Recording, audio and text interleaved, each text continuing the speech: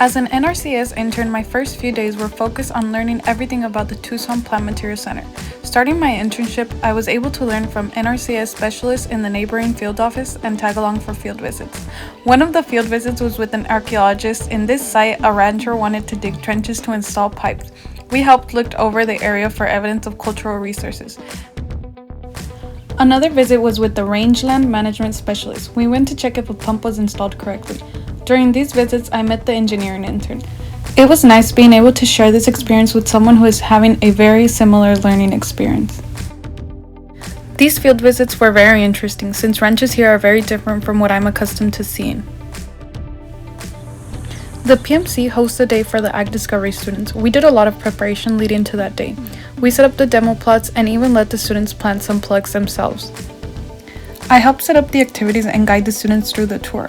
After I was done helping my supervisor, I was able to participate in the rest of the activities.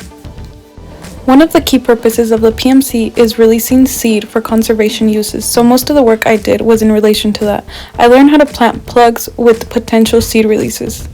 I had to make sure they were well irrigated and fertilized, since later on these plugs would be used to plant new fields or fill existing gaps.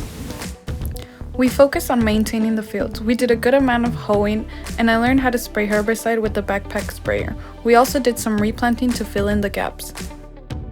I also spent some time working with seed, from harvesting to cleaning to storing to planting. Towards the end, our field technician joined the team, so I was able to tag along for his agronomical training and even learn how to drive a tractor. Overall, this experience was very different from any assumptions I might have had. All I can say is that I definitely learned a lot.